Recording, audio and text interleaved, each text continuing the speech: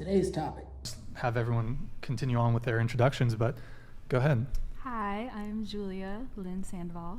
I'm 25. I'm from Colorado, and I'm a content creator. OF. Content creator? Mm-hmm. What kind of content?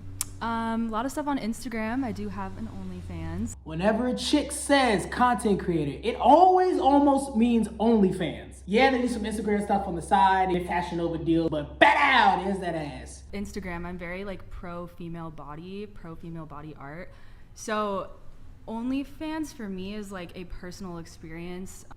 None of the triple X stuff. So it's not worth it. You say you incorporate your art or yeah, you body paint? Is it body painting? Contrast of basically I was overweight in high school and I got into bodybuilding and I worked very hard for my So basically you was a fat bitch and now that you a fit bitch, you want attention.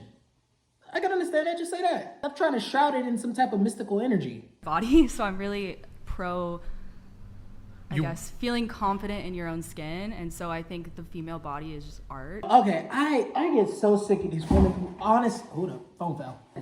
Why is it that women can just be so gay? I'm gonna get fucking canceled for that. Women who traditionally were just not looked at as attractive by men, for some reason they take this super far extreme as, oh, women are so artistic, the female body is art. It's not, it's a fucking body. I've seen men with some really, I'm not even gay, don't get me wrong. And I can appreciate a good male physique. I'm not talking about a bodybuilder or nothing. I'm talking about superhero physique. Henry Cavill as Superman, work of art. Yoel Romero, the UFC fighter, work of art.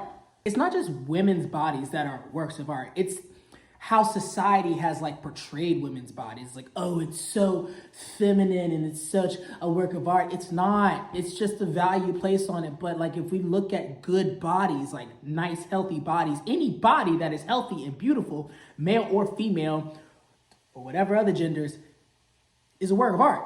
That. However, OnlyFans obviously can be looked at different ways. So yeah. Okay. Wait, when you say you worked really hard for your body, what do you mean? Yeah. In the gym. In the gym? Yes. Okay. Besides the girls. I don't know if this is... The girls are girling though. The girls are girly. A little fake tits? The girls are girling. The girls are girly? The girls I feel like you worked hard for that because you...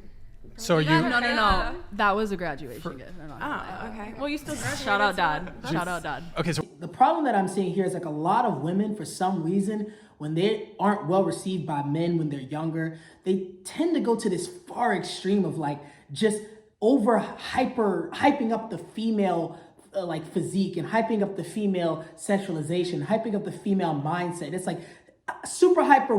Basically, they're Wonder Woman Amazons in their brain, because they haven't come to terms with the fact that this trauma happened to you. This isn't everybody, but in order to have a healthy relationship with anybody, you have to come to terms with what this was, what this isn't anymore, and who you are now.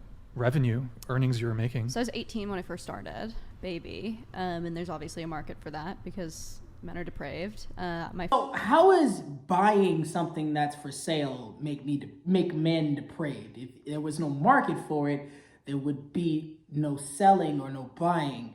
It's depraved to want sex, and if a man can't get sex through wit or charm, and it's able to be bought, that's almost like saying I like to play video games, I buy a PS5 because it's available. I like video games. It's depraved of me to want to buy video games because I enjoy video games. They're for sale, so therefore I buy a PS5.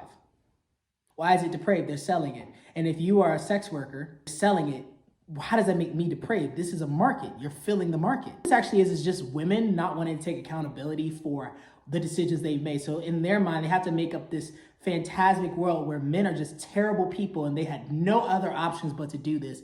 And that way it absolves them of the responsibility of acknowledging that, hey, I made this decision because it makes me feel less than in part my fault. Bitches be allergic to accountability.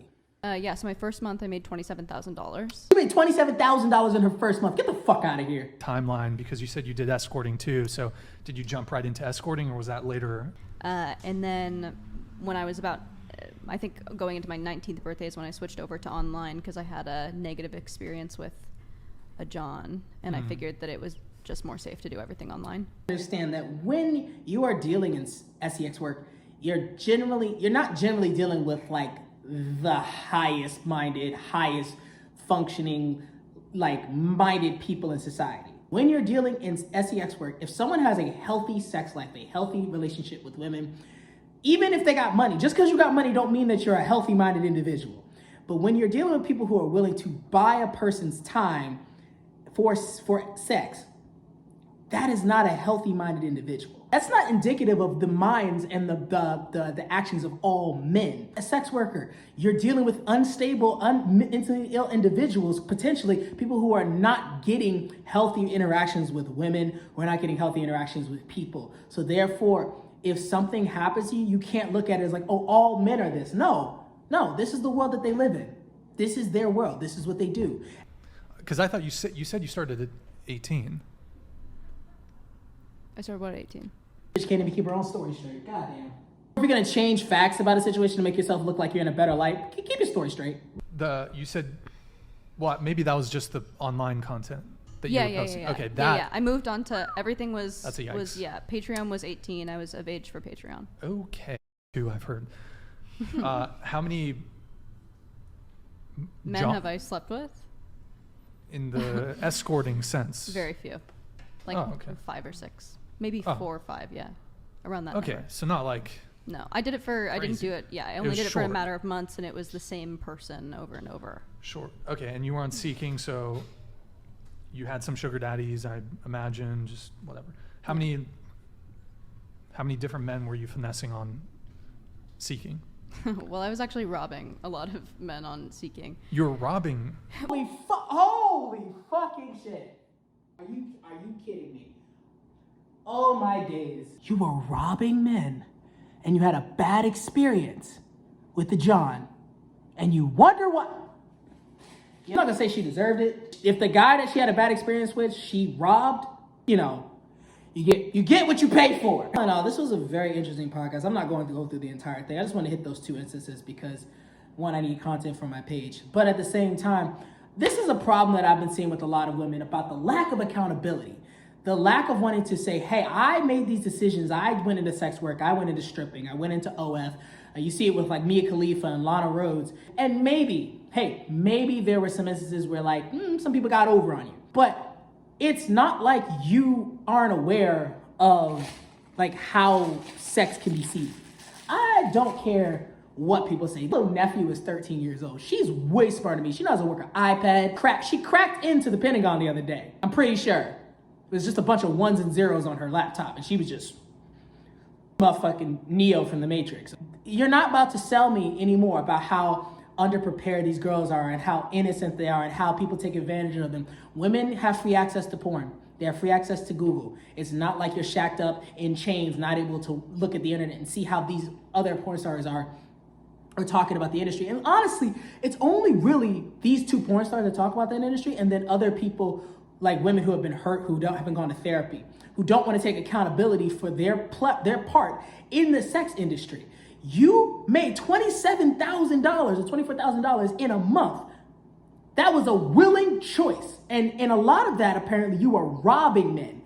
But overall, when women get into the sex industry and they don't want to take accountability for their part that they played in it, you cannot take part in a system, profit off that system, and then call the people that make that system bad people. Okay? My dad used to say you can't sleep with a girl and then call her less than because you stuck your dick in her. You are on her level. Whatever girl you're sleeping with, you are on her level. Y'all are equals. Same thing can be said. You can't be saying men are depraved. No, that makes you depraved too, because you're taking part of a system. And you know that the men that you're taking advantage of are lonely. They're desperate. They want human connection. They need sex. And you're taking advantage of them. So what the fuck does that make you? I'm not finna rant on this anymore. I've had a long day. I'm hungry as fuck and my food is cooking. So, what's the sign off shit? Go to the links below. Follow me on Instagram. Like this video. Subscribe to the channel. I'm gonna be doing more reaction videos on a lot of other stuff too because I have a lot of thoughts coming up. Ooh, my ribs hurt. God damn. All right, y'all get the fuck out of here. I'm hungry.